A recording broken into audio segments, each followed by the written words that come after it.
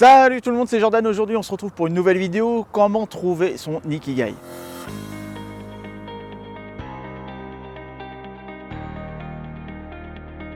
Alors si vous êtes curieux, vous avez sûrement dû remarquer ces derniers temps une recrudescence de livres, articles ou de vidéos qui abordaient le principe d'Ikigai. L'Ikigai, c'est un terme qui provient du Japon et qui signifie vie et raison d'être. En d'autres termes, c'est la raison que vous avez de vous lever le matin. Alors j'ai posé la question lorsque j'étais au Japon si tout le monde faisait son Ikigai et ils m'ont répondu que non. Déjà, l'Ikigai c'est quelque chose de très personnel et la majorité des Japonais ne se livrent pas forcément facilement d'ailleurs sur le leur. C'est plus une philosophie de vie qu'un outil qu'ils auraient tous utilisé pour trouver leur raison d'être. L'Ikigai provient de l'île d'Okinawa. C'est une île qui abrite la plus grande population de centenaires au monde. Peut-être que le fait d'ailleurs de trouver son Ikigai contribuerait à la longévité. Dans une conférence TED, Dan Buettner, auteur et conférencier, qui affirme dans sa conférence que c'est le cas. Selon Buettner, le concept d'Ikigai n'est pas exclusif aux habitants d'Okinawa. Il y a d'autres endroits dans le monde où l'on vit vieux, comme la Sardaigne. Votre Ikigai est à l'intersection de ces 4 éléments principaux que vous voyez à l'écran. Ce que vous aimez, ce qui vous passionne, ce dont le monde a besoin, votre mission, là où vous êtes bon, votre profession, et ce pourquoi vous pourriez être payé, votre vocation. Se pencher sur ces 4 points vous apportera indéniablement les réponses à certaines de vos questions. C'est l'occasion pour vous de vous alléger de votre réflexion qui jusqu'ici était sans réponse et puis ça vous permettra aussi d'être plus serein. L'intérêt de l'Ikigai est avant tout de vous faire prendre conscience de ce que vous avez déjà en vous.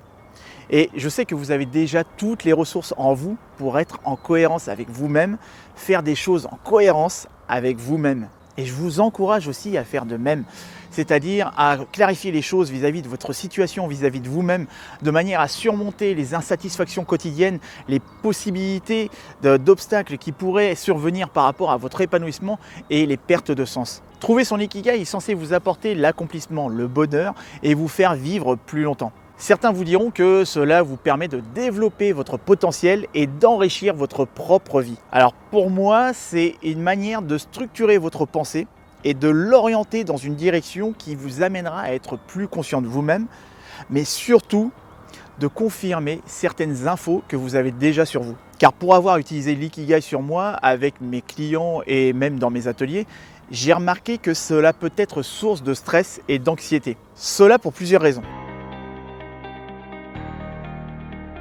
Le doute et la peur de se tromper vis-à-vis de la simplicité des réponses. On est tous conditionnés à se dire que pour répondre à une question difficile, la réponse doit être technique. Mais pas du tout. Quand vous répondez à une question qui jusqu'ici a toujours été difficile d'y répondre pour vous, vous doutez de la réponse et de la facilité à laquelle vous avez pu la trouver.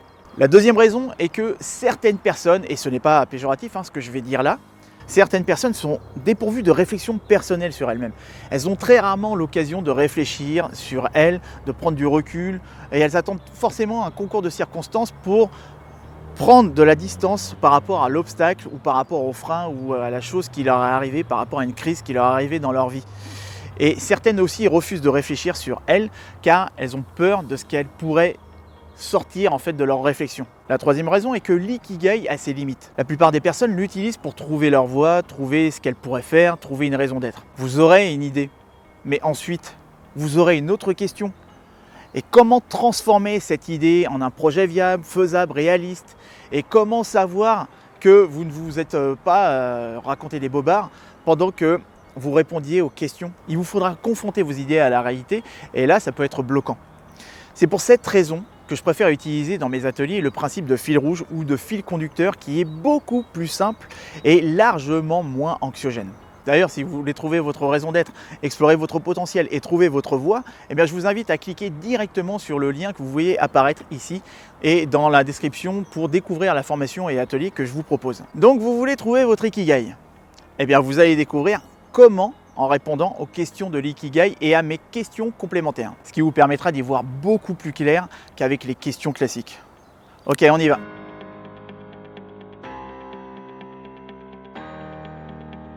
Qu'est-ce que j'aime? Avant d'y répondre, je vous invite à prendre cette question sous un autre angle. Plutôt que de vous demander « qu'est-ce que j'aime ?» Ah oui, j'aime la danse, j'aime le sport, j'aime les chiens, les chats, j'aime les séries, etc.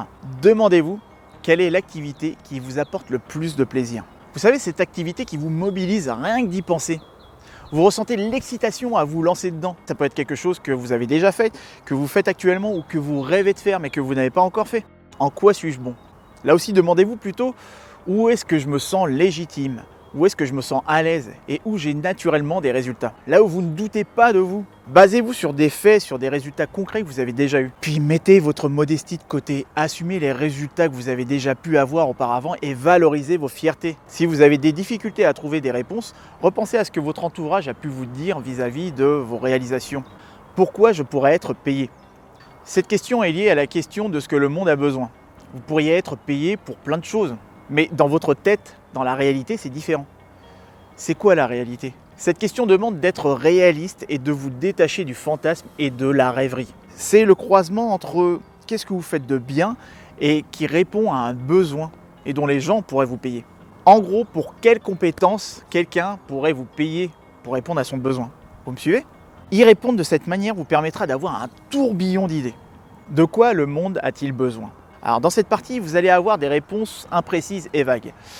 Forcément, c'est normal, vous n'êtes pas dans la tête des gens pour savoir ce dont ils ont besoin. Donc vous allez répondre qu'à partir de votre propre cadre de référence d'information, mais d'informations vraiment subjectives que vous détenez ou d'une simple intuition. Cette partie peut être assimilée à une étude de marché. Et pour ceux et celles qui ne sont pas forcément familiers avec tout ce qui est business plan ou entrepreneuriat, l'étude de marché, c'est un élément du business plan d'une entreprise. C'est aussi la partie qui demande le plus de travail, mais qui a l'avantage de vous aider à porter votre regard sur l'extérieur, sur ce qui se passe autour de vous et sur le marché. J'ai observé que c'était la partie qui prenait le plus de temps. Et c'est pour cette raison que l'on préfère utiliser le principe de fil rouge, de fil conducteur, comme je vous le disais tout à l'heure. Car même si j'aborde la dernière partie de l'ikigai dans une autre partie, au moins vous êtes concentré sur vous dans un premier temps. Donc vous enquêtez sur vous-même avant d'enquêter sur le marché. Et vous explorez intérieurement avant d'explorer extérieurement. La chose que je tiens à vous dire absolument, c'est suivez votre curiosité. C'est comme l'a dit le philosophe Howard Thurman, ne demandez pas ce dont le monde a besoin, demandez ce qui vous rend vivant et allez-y. Parce que ce dont le monde a besoin, ce sont des gens vivants. Seulement, peut-être comme des millions de personnes, vous avez arrêté d'être curieux. Peut-être vous avez arrêté d'être curieux, de vivre de nouvelles expériences.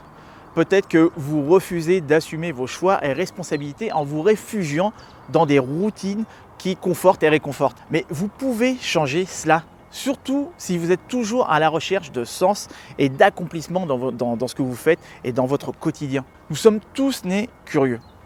Et nous avons tous la volonté insatiable d'apprendre, d'expérimenter et d'explorer. Et cette curiosité mérite d'être à la même place que tous les autres moteurs de votre vie. Alors soyez curieux. Si vous avez aimé cette idée, c'est seulement un minuscule aperçu de ce que je propose dans mes services, aussi bien dans mes ateliers à la reconversion professionnelle ou pour trouver sa voie, que dans mes programmes individuels de coaching. Donc, je vous invite tout de suite à vous rendre sur mon site si vous avez un projet de reconversion, que vous voulez créer votre entreprise, que vous ne savez pas vraiment quoi faire et que vous voulez vous reconvertir dans quelque chose, mais vous ne savez pas quoi. Eh bien, je vous invite à me contacter directement sur mon site oserbriller.com à l'aide de l'onglet Séance découverte. D'ici là, on se retrouve pour une prochaine vidéo. Je vous invite vraiment à en profiter, à prendre soin de vous et surtout à oser briller dans votre vie.